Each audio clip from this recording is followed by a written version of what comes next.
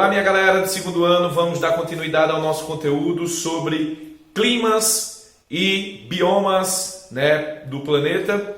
Hoje, especialmente, vou falar do clima tropical, tá certo? Mas também vou falar sobre o clima tropical de monção, tropical típico, o clima semiárido e o clima desértico. E o bioma que vai estar associado a cada um. Vale salientar que o clima tropical típico é aquele que apresenta duas estações do ano bem definidas, tá? Verões quentes e chuvosos e invernos frios e secos. Uma média de temperatura de 18 graus Celsius e as chuvas podem variar entre 750 milímetros a 1.800 milímetros anuais. A vegetação que está associada a esse tipo de clima é a savana, que apresenta características bem peculiares a esse tipo de clima. Como o solo dessa área são solos ácidos, você não vai encontrar florestas fechadas, vai encontrar árvores espaçadas uma da outra, com galhos e troncos retorcidos e casca grossa. Suas raízes muito profundas para passar o período de seca, que é no inverno, para retirar as águas do subsolo. Na região da África, elas são chamadas de savanas. Aqui no Brasil recebe o nome de cerrado e na nossos irmãos aqui espanhóis, ele é chamado de llanos, na região da Venezuela, e também ela pode ser encontrada na Ásia e na Austrália, tá certo? A interferência antrópica está devastando essa área, inclusive já é classificada como hotspot. O que é isso, professor hotspot? Hotspot é quando há um bioma que tem espécies endêmicas, espécies tipicamente daquela área e que por sua vez está em risco de desaparecimento. Neste caso, o Brasil já tem 2 hotspots, tá? Provocado pela ação do homem, o desmatamento. É o Cerrado Brasileiro e também a Mata Atlântica. Nesse contexto, o que é que provoca esse desmatamento? É a produção agropastoril e também a agricultura de soja, principalmente aqui no Brasil, tá certo?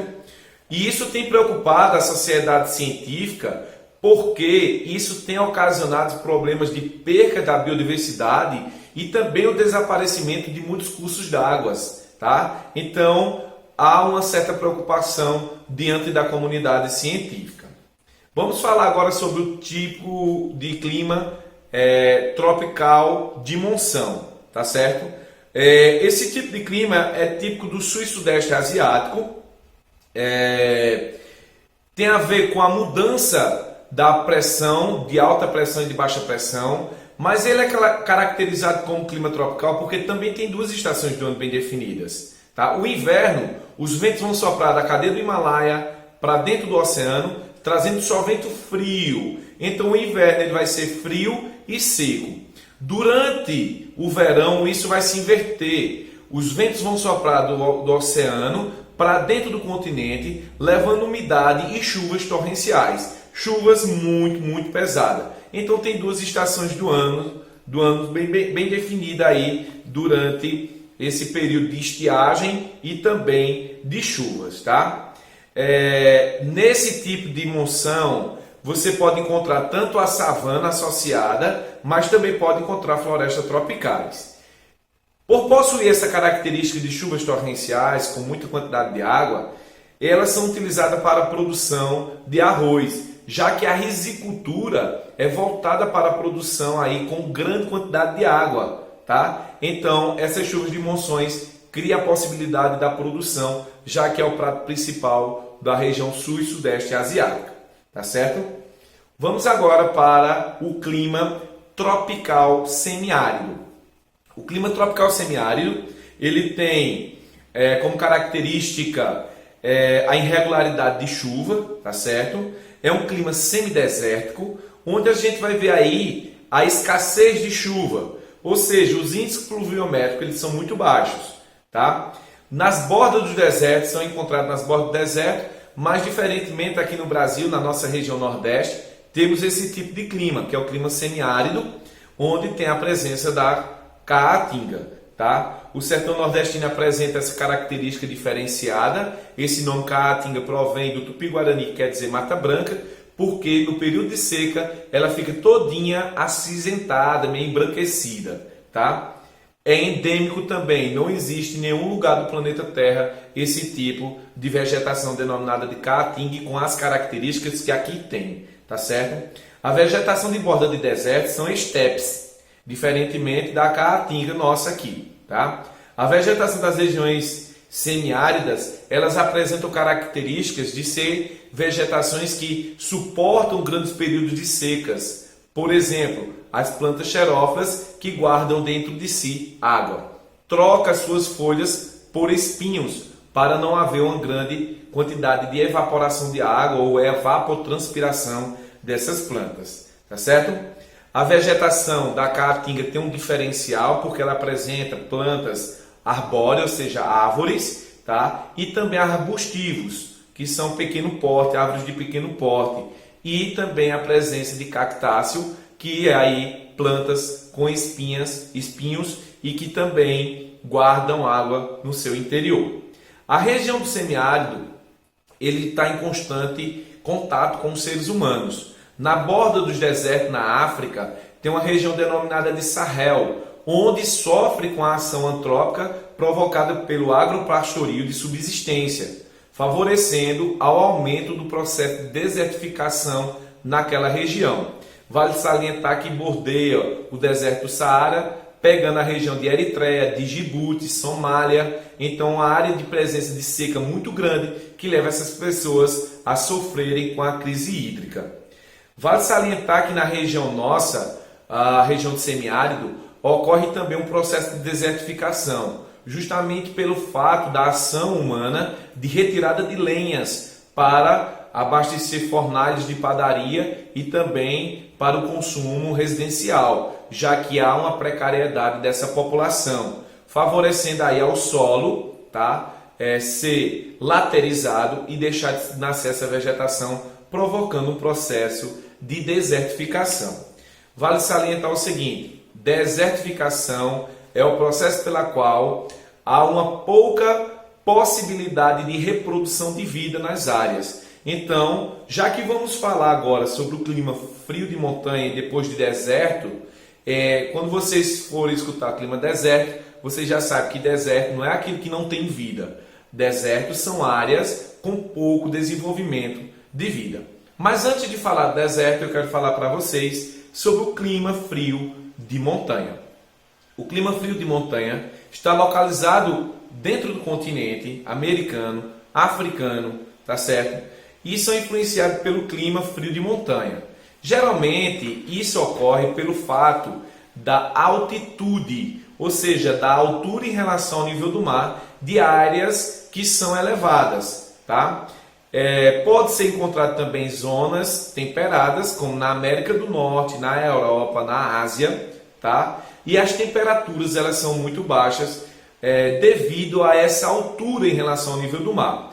Quanto a essa altura, provoca aí a rarefação do ar, tá? Provocando a baixa da temperatura. Estima-se que a cada 100 metros diminui aí 0,6 graus Celsius, tá? De temperatura. Então as áreas que estão acima de 2.000 metros, 4.000 metros, apresentam aí em seu topo a presença de neves, tá? Essa neve ela contribui para que o solo permaneça congelado. Nas áreas que essa neve derrete, vai haver a presença aí do bioma chamado de tundra, que é a presença aí de musgos e líquens que vão aparecendo nesse solo que derreteu, tá certo?